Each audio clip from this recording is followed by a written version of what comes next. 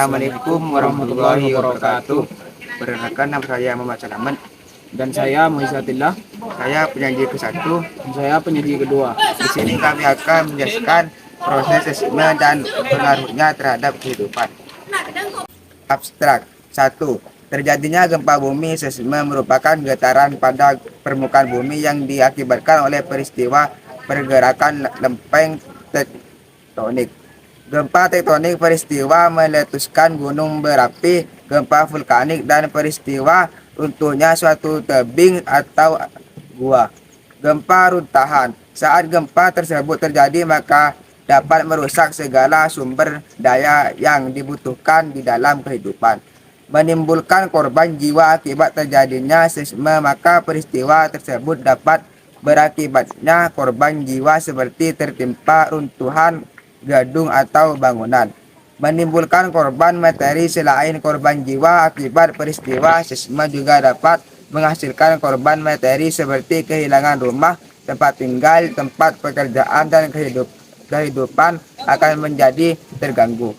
Mengalami kerusakan pada tanah seperti tanah longsor, gempa bumi yang terjadi dapat mengubah struktur tanah sehingga tanah yang awalnya subur, maka setelah terjadinya gempa maka akan menyebabkan menurunnya kemampuan tanah, dan selain itu mineral tanah akan mengalami perubahan dan kerusakan lainnya seperti terjadinya longsoran tanah.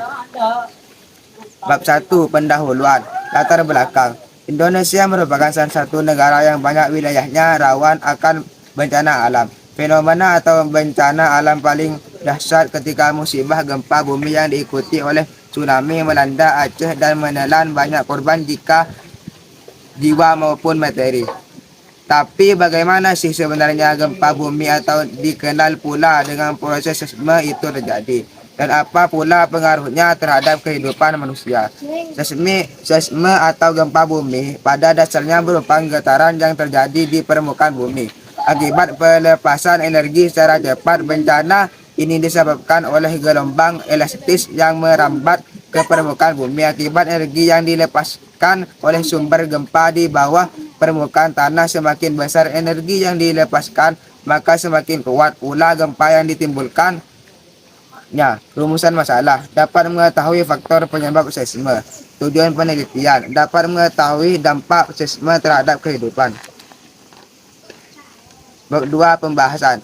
Seisme adalah getaran yang terjadi karena adanya tumpukan energi yang membuat lempeng, benua, dan lempeng samudera bergetar. Jika tumpukan energinya besar, maka energinya akan mampu menggetarkan lempeng, benua, dan lempeng samudera di sekitarnya yang kemudian kita kenal dengan gempa bumi. Pada dasarnya jika melihat dari faktor penyebabnya, maka proses seisme atau gempa bumi ini dapat dibedakan menjadi 3 jenis, antara lain gempa tektonik. Ini adalah gempa yang terjadi akibat pergerakan lempeng-lempeng tektonik berupa tumbuhan pergeseran atau pemisahan antar lempeng. Gempa jenis ini memiliki kekuatan yang sangat besar dengan wilayah sebaran yang sangat luas.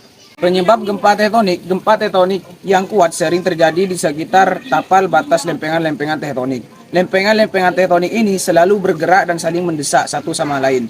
Pergerakan lempeng-lempeng tektonik ini menyebabkan terjadinya penimbunan energi secara perlahan-lahan.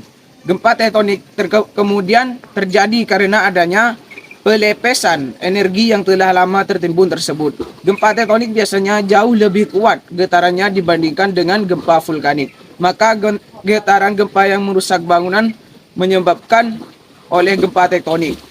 Tenaga yang dihasilkan oleh tekanan antara bantuan dikenal sebagai kecatatan tektonik. Gempa runtuhan. Gempa runtuhan ini adalah gempa yang terjadi akibat adanya runtuhan massa batuan yang besar. Gempa ini biasanya bersifat lokal, contohnya runtuhnya batu-batu berukuran besar di sisi gunung atau runtuhan gua-gua besar. Di samping itu, gempa bumi juga dapat digolongkan berdasarkan kedalaman hiposentrum atau pusat gempanya, di mana itu terdiri dari gempa dalam jika jarak hipotesentrumnya bersekitar antara 300 atau 700 km dari permukaan bumi. Gempa 2. Gempa pertengahan jika jarak hipotesentrumnya bersekitar antara 100 sampai 300 km dari permukaan bumi. Gempa dangkal jika jarak hipotenustrumnya kurang dari 100 km dari permukaan bumi. Bab 3. Penutup.